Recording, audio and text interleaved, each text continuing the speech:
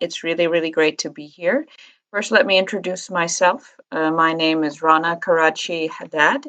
I am a regional industry director with the International Finance Corporation based in Singapore.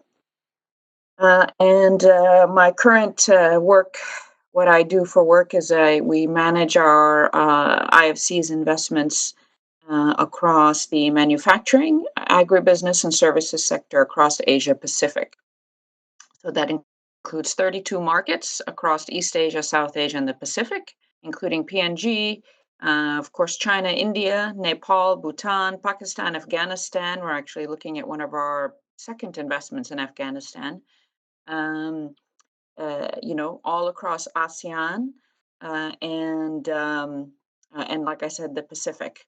Our portfolio size that I oversee is about 5 billion at the moment, and we invest about 1 to 1.5 billion every year across these three sort of core sectors. Prior to being in this role, I was IFC's country manager in Singapore. So we built the office here to our big Asia hub with a staff of about 120 people. But before I moved to Singapore, I actually was IFC's global head of fertilizer and invested in the chemical sector for IFC with a focus on the Middle East and North Africa. So I was covering the MENA region for about 10 years before moving to Singapore. And just to share with you my personal background, I myself am from the Middle East. I am Jordanian, Lebanese, was born in Amman, Jordan, and yes, and I do speak Arabic and French as well. And so had been covering commercially the Middle East for quite some time before. I've been to just about all of the countries in the Middle East for work or other reasons, including all of the Gulf countries, the Levant region, North Africa. I think the only countries I have not been to are Libya, Yemen, but otherwise have been to and actually had been to Syria pre-conflict as well. So that's just a little bit of background about myself, and I think probably the reason I was asked to come and give a talk. What I'd like to do today is give you a perspective on the Middle East region. I know here in Singapore, many of you look at the Middle East really from the lens of the Gulf, and that's really, obviously where a lot of the natural resources come from, oil and gas, major source of reserves for oil and gas. Uh, and but I'm going to expand the discussion today to the entire region. And why do I think that's important? I think a lot of what happens and a lot of the dialogue that happens with the Gulf countries also is impacted by the economic and geopolitical events in the broader MENA region. They are all inextricably linked. Interestingly, I would say that is the only region that we can think of right now where all of the countries they all speak Arabic, right? It's all that's their from Mauritania to Morocco to Algeria, Tunisia, Libya, Egypt, and all the way to the Gulf. Their national language is Arabic. However, if you go from country to country, the Arabic spoken in Mauritania will not be the same as the Arabic spoken in Jordan, nor will that be the same as the Arabic spoken in the Gulf. So interestingly enough, each country has almost adopted its own dialect in that language.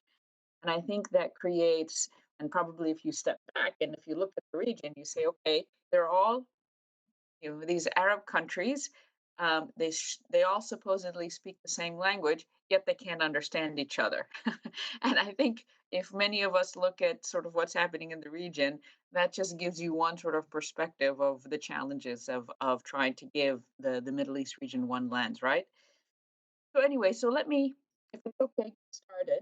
So let's go over to the agenda. I think the slide right after the first slide. Um, I'm going to give you a little bit of the context of the region. I'll talk to you a bit about the regional challenges that many of the countries are facing. We'll talk about opportunities in the Middle East.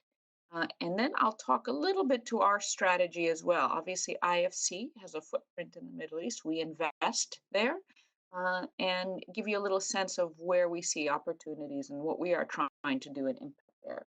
And then give you some results on the ground. And the annex I'll leave just for you for statistics. But also one more bit of perspective about sort of how IFC works. So IFC is part of the World Bank Group. And again, part of the reasons I'm not able to be there in person is we have our annual World Bank IMF annual meetings here in Washington, D.C., and I had to come to attend those meetings. Um, and so, what we try to do is we invest in emerging markets and developing countries. But what we try to do, because the International Finance Corporation is what we call the private sector arm of the World Bank, what we do is we want to invest in private sector. Our belief is once you stimulate the private sector, that's when you would get real economic growth, right? The World Bank does the G to G, government to government lending for government programs. Whereas what we do is we invest in private companies, private capital, because that's where we think real broad based economic growth will be. So when we get to section four, we'll talk about how's IFC and where do we see private investment opportunities in those regions? Where do we think they can be really impactful? So we can select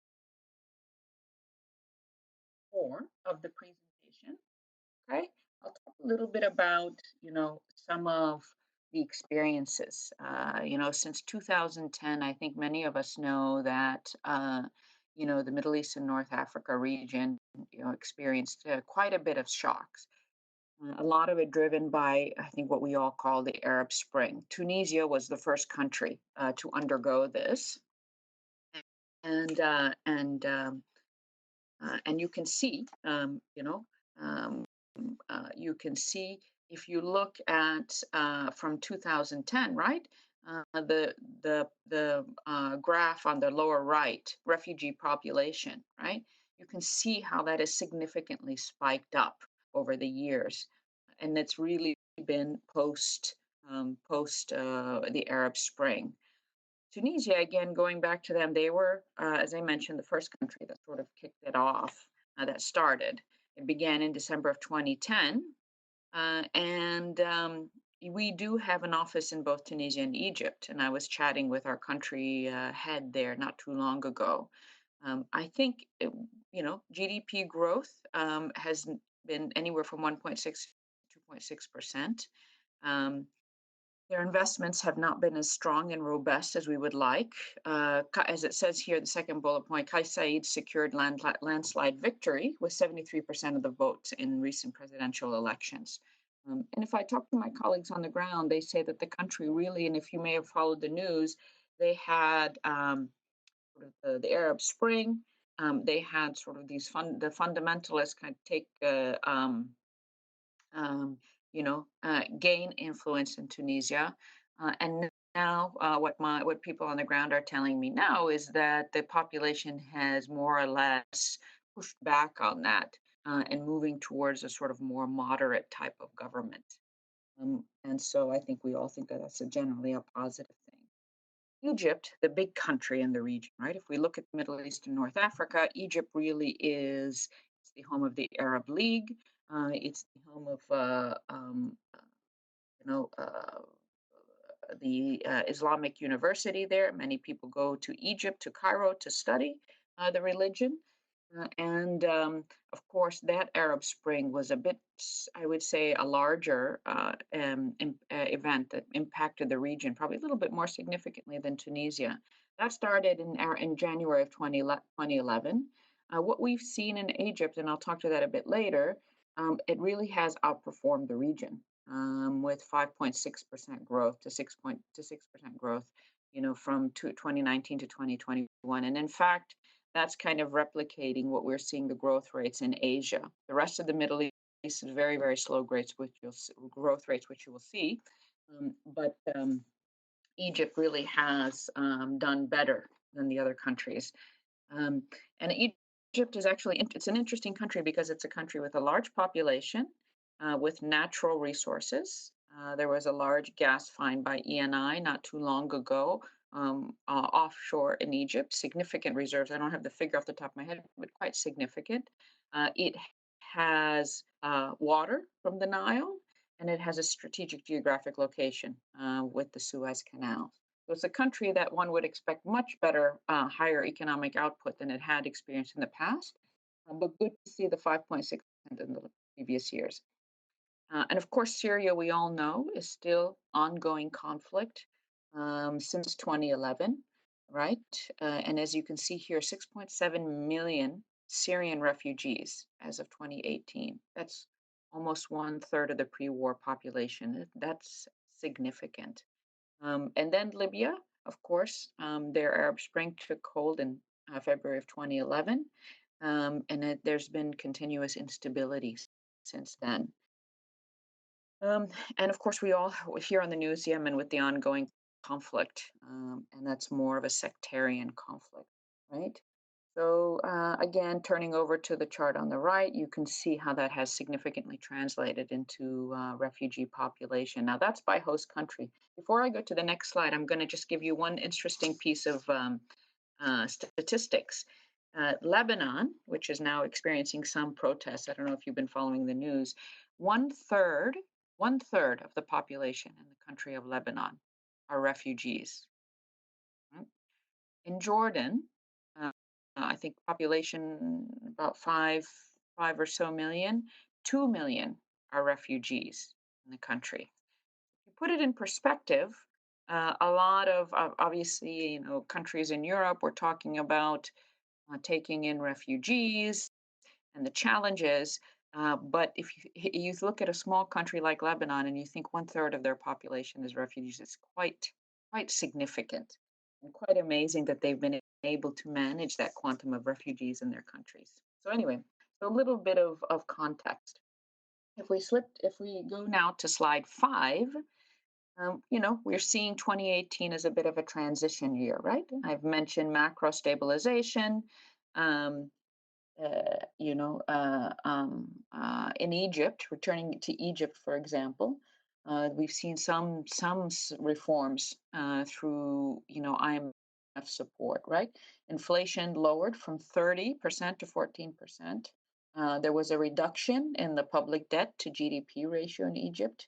Uh, they eliminated most of the fuel subsidies, which interestingly passed with almost no public protests. If you follow the events in Lebanon, right, what triggered these protests was an increase in the taxation level in the country. I think the government's trying to sort of get a hold of its fiscal and situation, but that triggered a whole host of protests. And I think it's interesting that Egypt was able to pass on the elimination of fuel subsidies with almost no public protests. Increase in the forex reserves, and of course, better tax collection. However, in that country, 32% remain in poverty, and 6.2% remain in extreme poverty. And we define extreme poverty of living on $1 or less a day. Real salaries have eroded by 20% as the value of the Egyptian pound has declined, and that's resulted in higher cost of imports and declining PPP, right? So we do see some progress, but we see some need, still a lot of need for improvement. Reconstruction in Iraq, I will tell you that for us, we do invest in Iraq. We have at one of the last slides, I'll show you our investment portfolio, but we are seeing investments there. And in fact, the government of Iraq has been a big advocate of increasing private investments in the country. We're not seeing much outside of the region. Most of them tend to be from the region investing in the country. But we have been seeing, interestingly, some positive movements there. So, and of course, opportunities for structural reform and sustainable inclusive growth, right? There's a large youth and female population. So the idea is we need to get them employed. The digital economy, uh, there's a lot of room for connectivity. A lot of people do have access and do use mobile devices in the Middle East, but we don't have financial inclusion and we haven't leveraged technology to sort of create a more inclusive economy for those countries. Um, but we are seeing increased support. Like I said, if I talk to my colleagues who are running our programs on the ground, we do see increased public support for transitional reforms, right? Um, but fragility and conflict remain, right? As I mentioned, Yemen, Libya, Syria, countries right now in active conflict situation, right? Um, so it is, like I said, a year of transition. Now, if we can move over to slide 7, right? So, let me highlight some of the regional challenges, right? There. You look at slide 7, you look here, this is a heat map. The first one, top left, is a high, unemployment rate. As you can see, it's pretty much on the high level all across the region. Where it gets to more green is where you get into the Gulf countries, right? The large green one is Saudi Arabia. The lower right is Oman. And then, of course, you have the Gulf countries, the Emirates, Kuwait, the little dot up at the top right of Saudi Arabia. But to the left of Oman is Yemen, obviously very high unemployment rate. And you see high unemployment rates uh, in Tunisia, Libya, of course, and sadly enough, high unemployment rates in my country, in Jordan as well. But not only does the region suffer from high unemployment, but if you look down to the lower left, water is a significant issue there, right? Many people say that water will be the source of the next conflict, not necessarily oil. So, and you can see the high stress levels there. Um, and if I also turn to the lower right, you can see the large presence of state-owned enterprises. And we are of the view that, the more presence of the government in industry and business, the slower the economic growth, in fact. Okay. I see where I want to get moving on the slides because we got quite a few to get through. So if we move to slide 8, right, we see quickly you can see there is some growth in the most, globally. You see middle income countries growth is going. Rest of the world, you can see average growth rates around 2%. Um, but then if you flip to the Middle East, right? Um, 2017, 18, 19, negative growth. A lot of it driven, obviously, by the conflict. The conflict in Syria has really led to sort of negative growth, and that's pulled, Libya, Egypt. I mean, Libya, Syria, Yemen has pulled growth down, but unfortunately, the region as collective also, it's been a negative. 2020, we expect some positive growth. Um, but certainly not enough, right? Um, if we go now to slide 9, and just to give you a comparison of the Middle East countries, the MENA countries, in comparison to the GCC, which is the Gulf countries of Saudi Arabia, Oman, the Emirates, Bahrain, right? You can see, again, not surprisingly, lower left country, GDP per capita versus population. You can see to the right of the orange bar, all of the Gulf countries. Low population, higher GDP output. Qatar is on the extreme right because there's very few people in the country. So therefore, the GDP per capita naturally bumps up because of the high gas prices. Nonetheless, the rest are. You look to the left, they're all clustered um, with high population, Egypt being obviously at the top, and low GDP growth. So the disparity, I think, is quite striking, as you can see.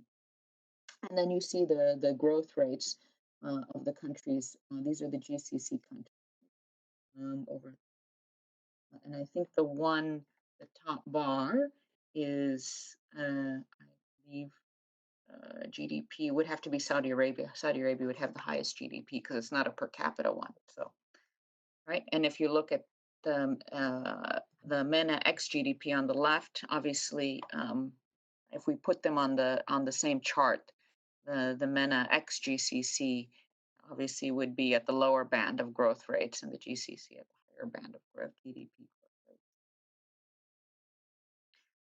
So now, interestingly, if we go to slide 10, next slide, we do an annual doing business, right? We are about to launch our next doing business, and I will give you the unofficial results. Singapore, once again, came in at number two, but you can't tell anybody I told you because the unofficial announcement's going to come in a few weeks' time. But if you look at that and compare to the Middle East, North Africa region, striking, huh? Um, so it's really, they're really down at the lower end of the spectrum of growth. So we have the lowest ranking, obviously in Yemen at 187 out of the 190 countries, right? Yemen is 187 out of 190 rankings. The highest ranking is the UAE at number 11. Um, and just to give you some things, what we see as the most common bottlenecks to the doing business rankings itself would be things like insolvency, right? What is the recovery rate for insolvency in the country? The ease of getting credit, right? Protecting minority investors, minority shareholders, enforcing of contracts. These are the kinds of things that we look at. Ease of hiring and firing labor. How long does it take to establish a business? So, so these are the things that we look at. But in the region, the most common bottlenecks, as I mentioned, are insolvency, getting credit, protecting minority interest, and enforcement of contracts. And you can see um, Libya is 186. If I can keep referencing my country, you can see 104. That's still not great. Morocco, not so bad at number 60. Tunisia, also okay, 80. Um, Interestingly, Morocco is higher than Saudi Arabia on the ease of doing business, and, as well as Qatar, interestingly enough. If we go to slide 11, we can see very low levels of poverty, and uh, um, uh, there's been a slight increase in poverty over the years. That's been driven by the conflicts in Yemen and Syria. Uh, but we see a stagnating middle class. And I think we all know, most economists will attest to, you really need a thriving middle class in order to really boost economic development.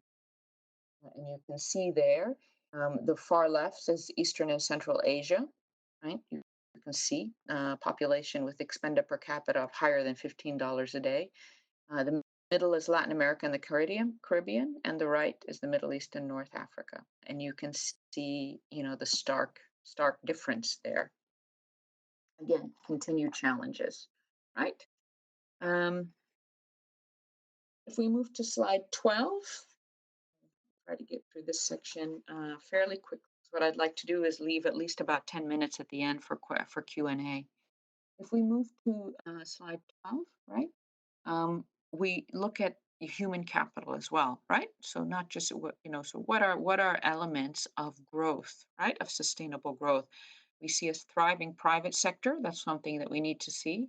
And the other thing would be, and that's indicated by the presence of SOEs and the ease of doing business ranking. The other element of this is obviously human capital, right? How is the human capital index? How is that performing in the Middle East? And there you can see, again, if you compare it to to other regions, East Asia and Pacific, where Singapore is, right? Learning adjusted years of school and expected years of school, much higher than what you see in the MENA region, right? And I think the only region that does worse than the Middle East and North Africa is the far right, which is Africa itself. Learning years of school about just about 5. High youth unemployment. We know that's always usually a recipe for social unrest, right? You can see here high youth unemployment rates, right? Percentage of total ages 15 to 24 in 2017, right? And then we also extract female unemployment. I think it's quite significant. Actually, what's interesting, if you look at the oil imports, again, that would be countries like Jordan, Lebanon, Syria. Uh, their female unemployment very similar to the Gulf female unemployment rate.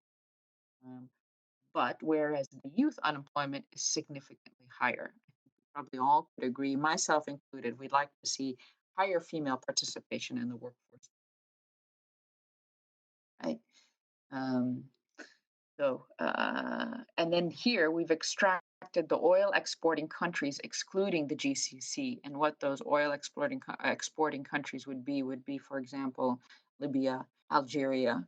Those are oil exporting countries. I'm not sure if Egypt is in there because Egypt is natural gas.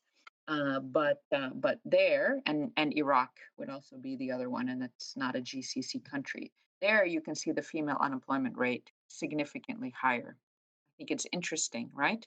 It's an interesting graph because you see um, that where you would expect the Gulf countries to have these countries that don't have natural resources have to employ the female population. Countries that do have natural resources seem less inclined to do so. I think those are sort of interesting sort of dynamics that you would see.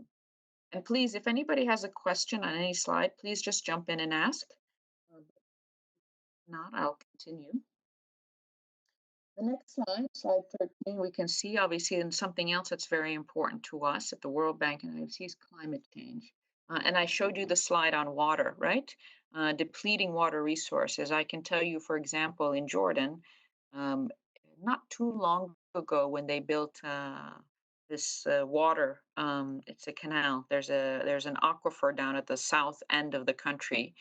It's shared between Jordan and Saudi Arabia, and I think it was around 2009, 2010 that they had constructed this canal to bring water from this aquifer into the city in Amman. And I remember when we were looking at investing in that project, we didn't ultimately do so, but I remember the data we were looking at the time is that if they did not build this canal to serve the city of Amman, the country basically was going to be out of water within a few years. It was such in dire straits that this really became an issue of life and death for the population and for the country. I think all of the region is suffering from severe water shortages. Not surprisingly, because it's covered by desert. Most of it is covered by desert.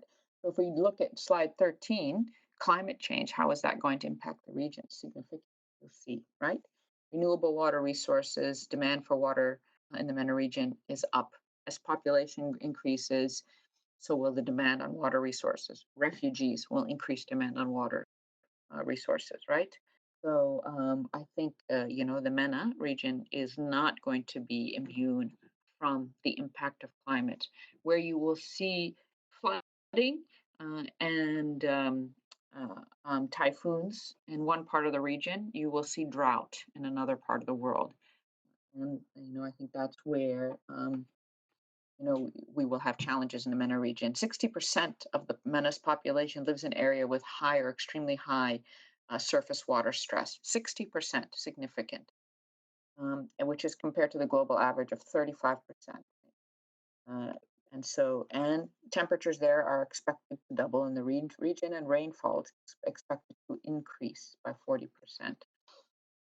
Region is facing a lot of challenges.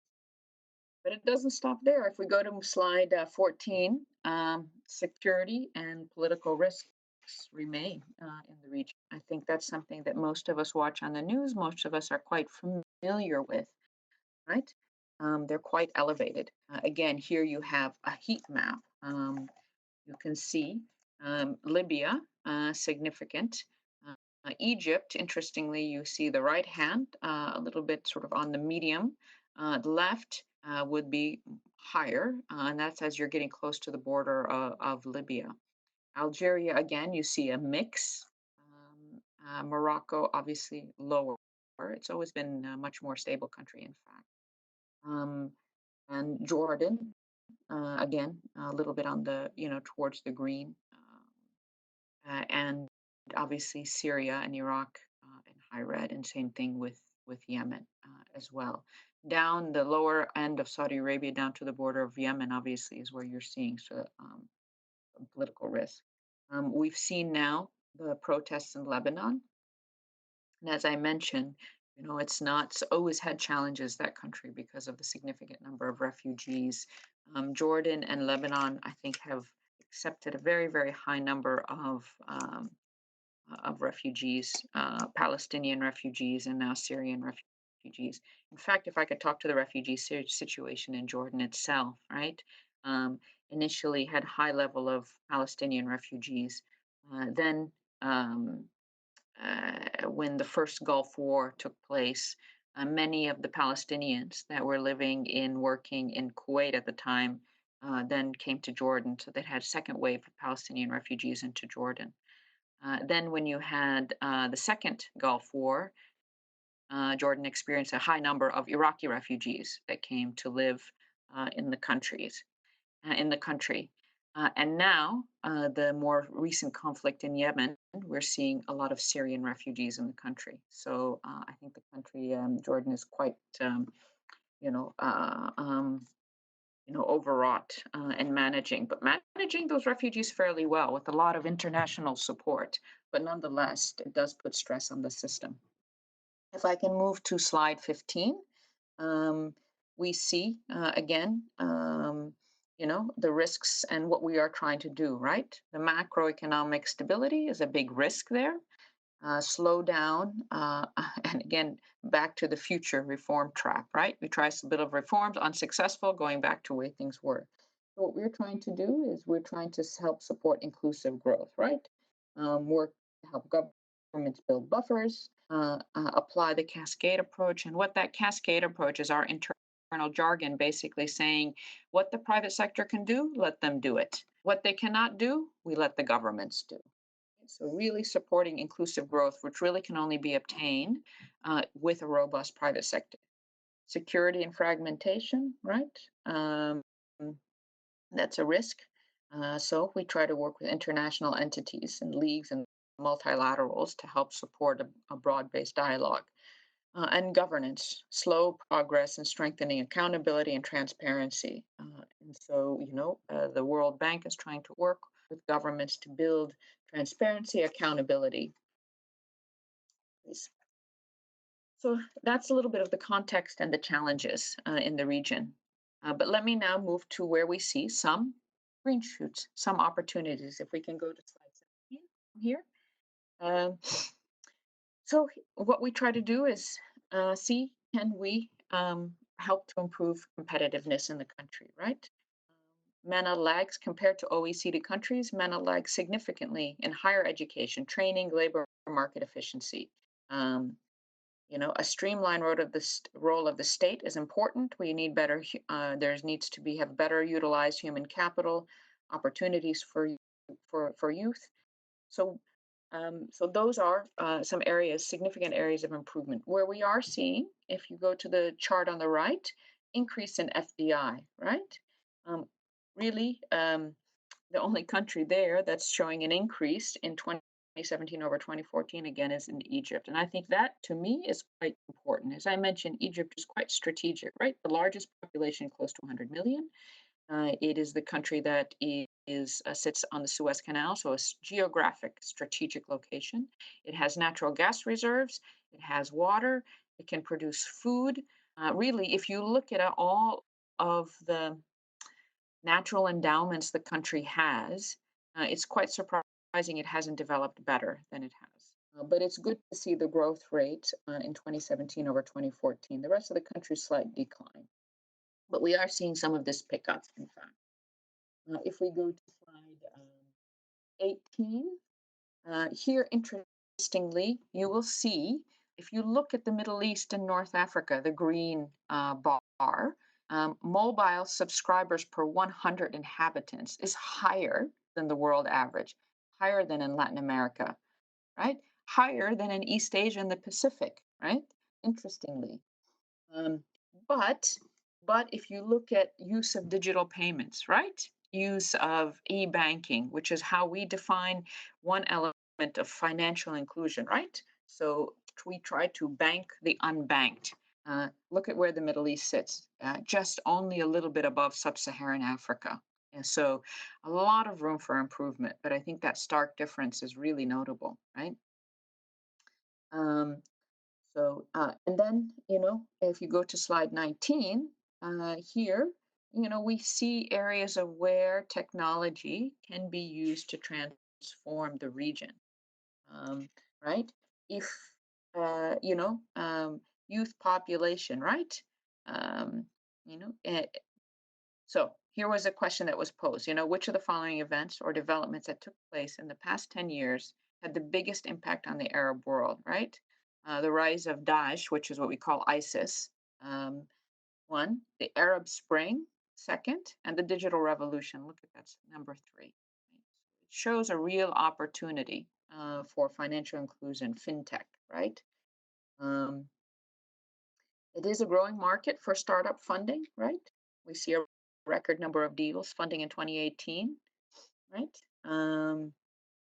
Right now, the startups are moving into the next serious round of funding. So we're seeing a lot of that. 155 institutions invested in the MENA region startups. 30% of those came from outside the region. I think that's quite notable. And fintech overtook e-commerce as the most actively invested industry. So some green shoots. We see some progress, right? There. I think quite interesting. Let me pause there. So with some of these sort of opportunities we see, so what are we doing in the region? Let me just share with you a little bit about how we are looking at investing in the region. If we can move to slide 21. Um, right? What we want to try to move it is from an old economy, which is dominated by public sector jobs, limited citizen voice, inefficient service delivery, to a new economy driven by private sector led growth, empowered youth and women, tech enabled service delivery, and modern and efficient utilities, right? So we are investing in human capital, digital transformation, and of course, the private sector, right? So these are our, this is our broad-based strategy in the region, right? 300 million uh, job market entrance by 2050, right? If we go to slide 22, let me give you a little bit more flavor of what that means, right? So on education, right? What we want to do is focus on early years, pre-K, K through 3, right? Modernizing teaching practices, right? Reforming the curricula to leverage technology for skill development, right? So, and the support of private investments in education to help enhance the delivery. Healthcare, that's an important pillar for us. Healthcare. We want to look to help to strengthen the health system, including increased private participation there. What we find is governments just cannot deliver the healthcare needed to the population. So we really want to support private healthcare through hospitals, clinics, delivery of pharmaceutical goods, right? Of course, supporting of refugees. Interestingly, we have managed to find private sector solutions for the refugee challenges. Social protection, right? Facilitate employment in the digital economy through labor market flexibility, support social insurance and flexible retirement savings schemes, um, and of course, solutions to manage the refugee crisis. I don't think it's supposed to be Syrian solutions, but solutions to manage the Syrian refugee crisis. Right? If we go to slide 23 quickly, some of the things that we are looking to do. These are some of our aspirations, right? Digital public goods. We are hoping to double broadband access in the region by 2021, increase the utilization of internet and mobile payments. I think if I make reference to the slide where you saw use of mobile phones in the Middle East very high, but yet digital payments very low. So we're hoping that we can shift that data up to improve the use of internet banking.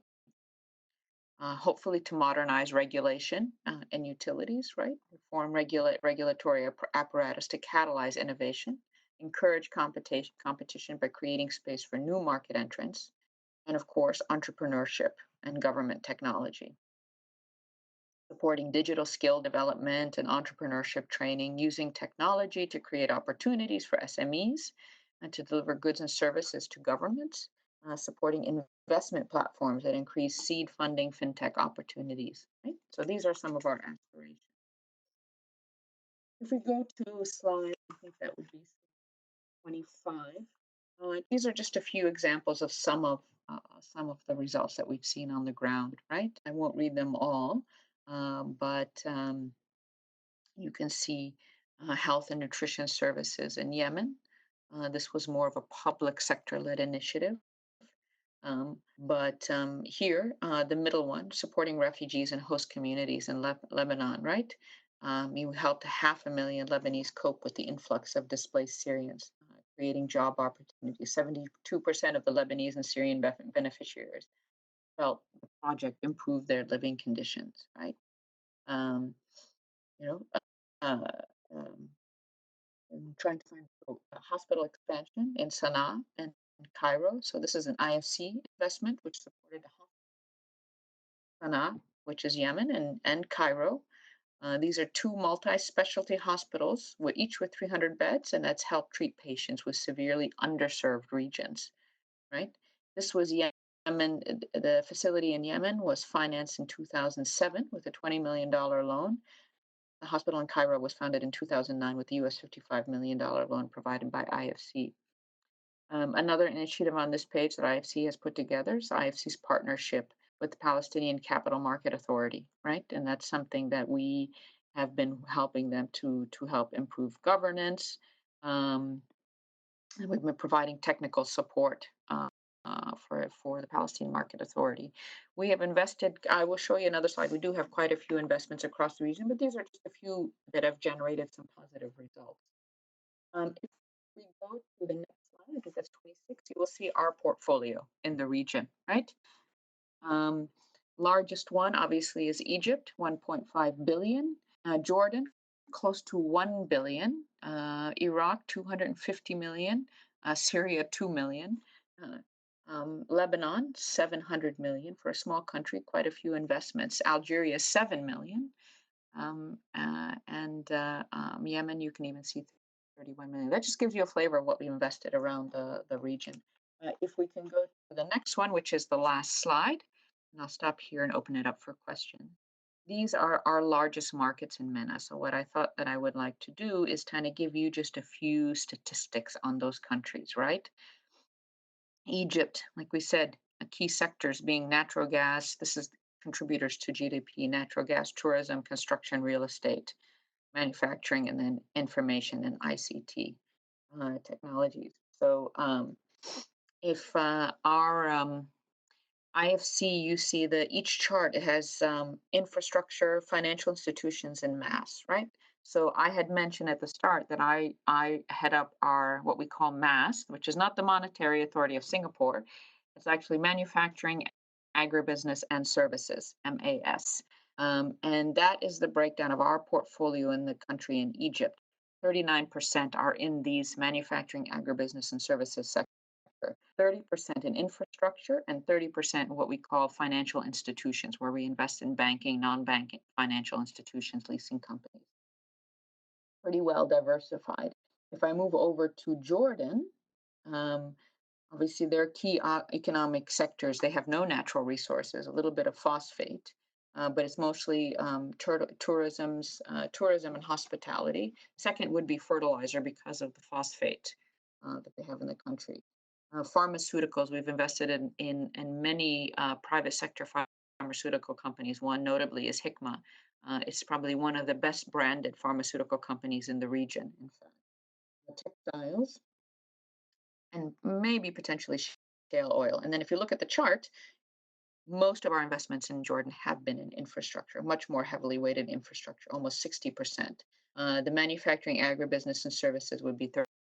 And that's what relates to what I said, healthcare, Hikma, pharmaceutical company, fertilizer, very small in the financial sector.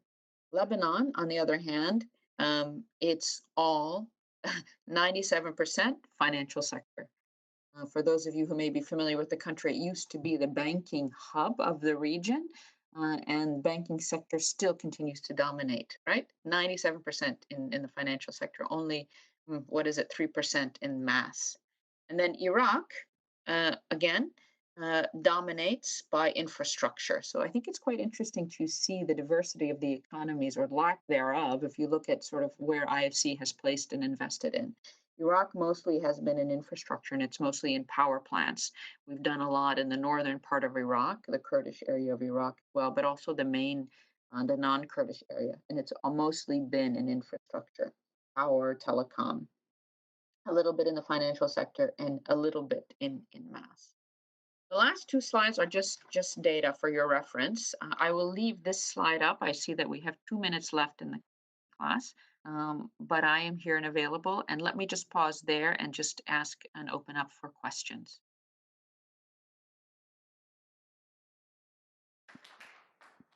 Anybody has any questions?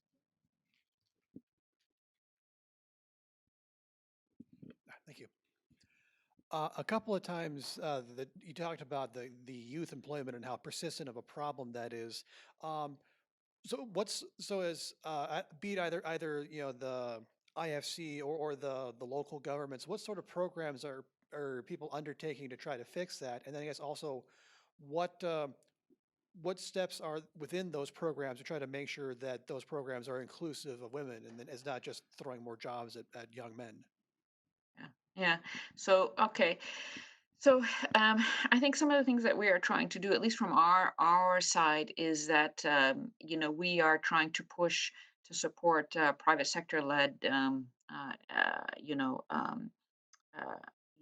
education, so that it can be more inclusive, but not just in traditional areas, in vocational and technical training. So a lot of the things that we try to do to support globally, in MENA region, of course, would be sort of this technical vocational training, right? So it can and to develop the skills needed for the economy itself, right? Rather than the traditional sort of, lawyer, doctor, medicine, where, most people sort of want to try to gravitate towards, but really more practical training. In terms of female, that gender is a priority for us across the globe. We have special funding that we provide to companies. So we do this in a couple of ways. So one, um, so just in general, the youth unemployment, again, I go back to us pushing for more inclusive growth. And how do you get inclusive growth as you have a robust private sector? So we really try to push that conversation to have a robust private sector because really statistically, that's the only sure way to make sure you have inclusive growth, and you help reduce your unemployment levels. I can't say that we get full receptivity across the board in many of these countries. There's still many countries still feel that the government has to be the key employer in the country, but statistically this does not work. So we push for private sector, robust private sector investments. And we do that through a multi-pronged approach, through conversations with the government, through for us providing capital to the private sector, to having conversations on the ease of doing business through on the ground advisory work to help sort of enhance and open up those roadblocks to private investing. So it's an ongoing push for us. In terms of the female employment in the country, this is a strategy. This is a core strategy for us, actually, particularly in the next few years. And what we try to do is we have targeted investments that are geared towards um, uh, sectors and companies, uh, where we try to promote female employment. And we do that through um, the provision of advisory services where we can help them understand uh, why and how it's important to employ the female population. We provide concessional financing that are targeted towards improving the number of female workers in the companies. So by increasing the number of female employees, we can sort of bring in what we call concessional donor money, and that becomes so makes our investment more economical, right? The companies will get a blended rate of a loan from IFC because we've introduced a sort of a subsidized financing alongside because it's targeted for female employment. So the higher female employment, the more subsidy we can introduce into that. We can't do that across the board, but in certain targeted sectors where we see high, where sectors that prone itself, that lend itself to higher female employment. So retail, agribusiness, sectors like that.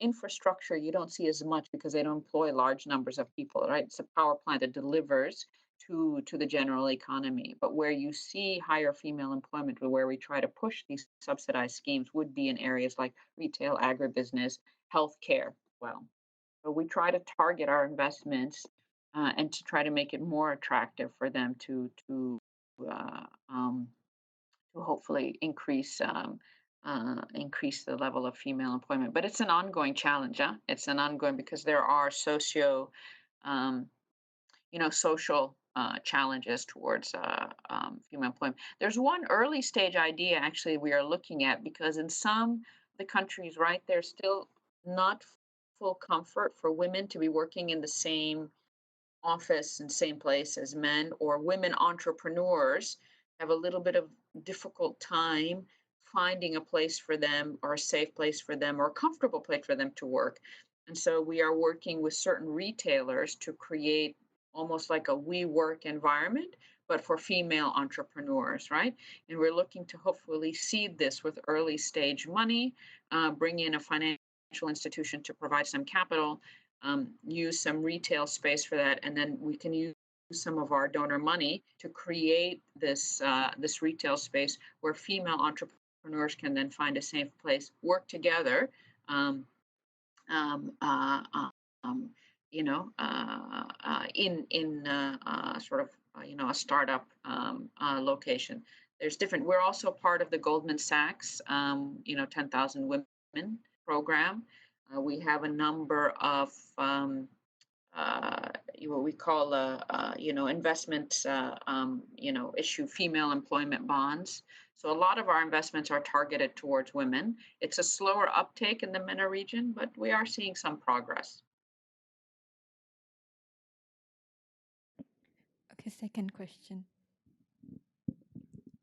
I have two questions. The first is that the Middle East seems to be very much still dependent on oil and gas. And in the last 150, 200 years, the demand of the oil is always going up.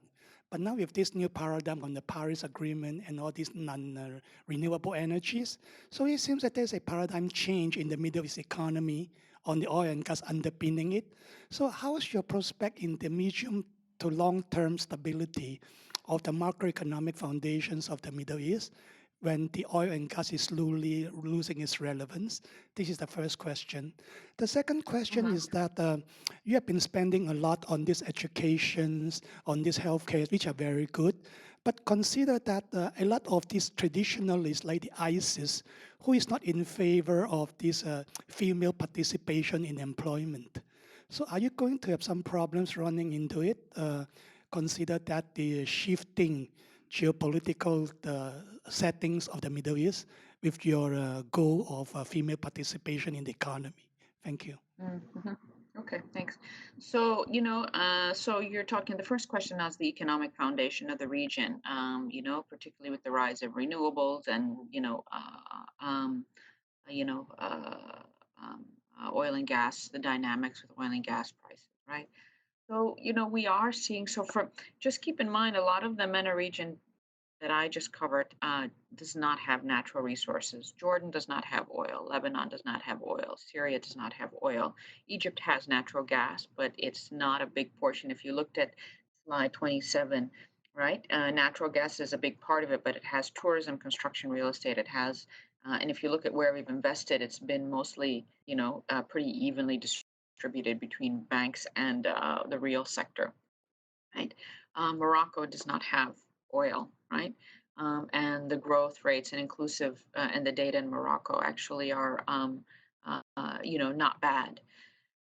So I would segregate the sort of the oil countries, which themselves will have facing dynamics with declining oil prices, and you're seeing some elements of conflict in the countries and some civil unrest as a result from sort of the realization that these countries cannot necessarily survive on high oil prices and keeping the sort of the population you know, how would I say, happy and fully employed just based on oil. So we're starting to see some transition. And one could argue some of this percolated through parts of the Arab Spring as economic transition was happening through, dynamics with oil and gas prices, climate change, and of course, digital revolution, which allowed information sharing to happen real time. So a whole series of dynamics resulted in what we've seen over the last, 10 years in the MENA region. Having said that, in terms of sources of energy, we have invested significantly in renewable energy in across the MENA region. We are seeing price decline for solar power, for example. We invested, and I don't have the gigawatt data off the top of my head, but in Jordan, we invested in what we call the Seven Sisters, right? These are seven solar powered plants that were launched and tendered um, in one go in Jordan.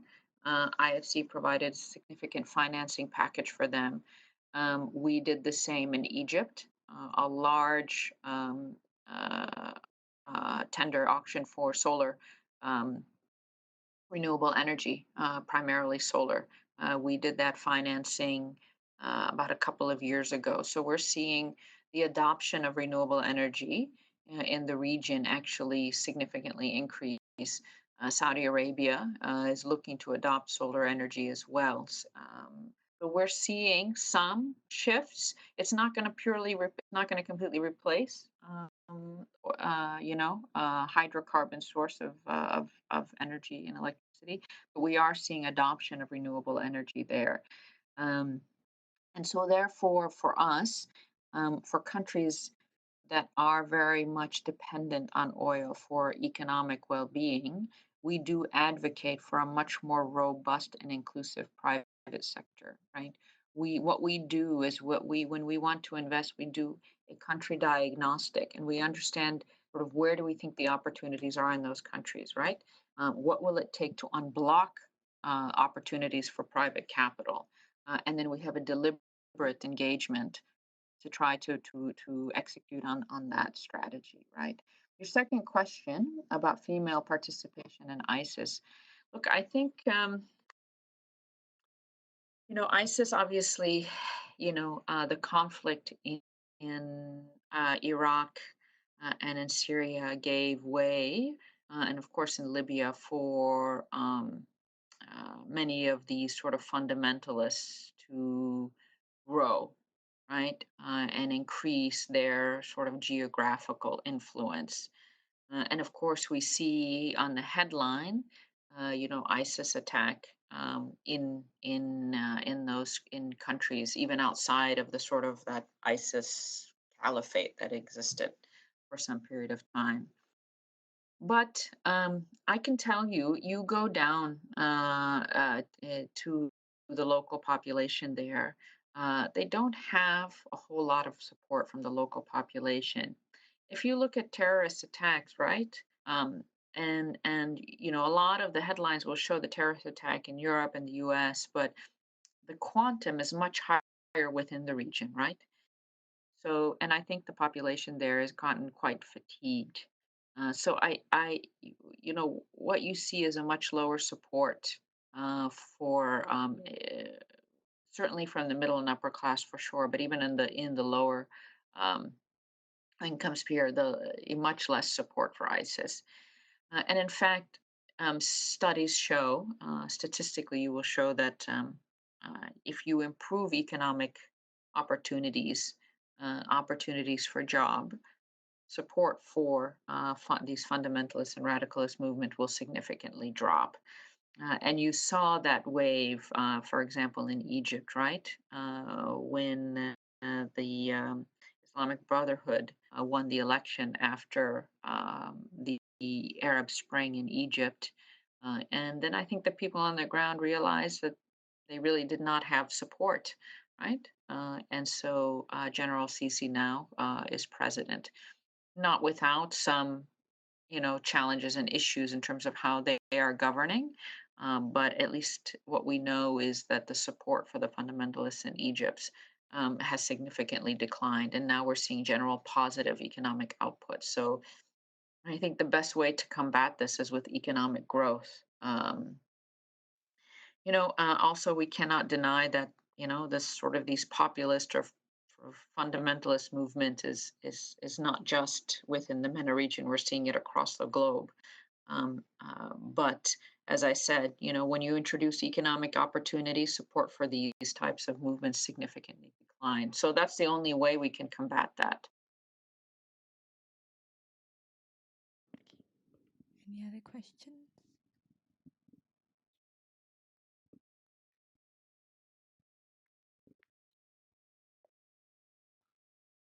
I think there's no more questions. No more questions? Yes, yes. Any last questions? No? Okay. All right. So, Well, again, apologies that I couldn't be there in person. But hopefully the information was of some interest. And thank you for joining. And wish you all a very good day. thank you.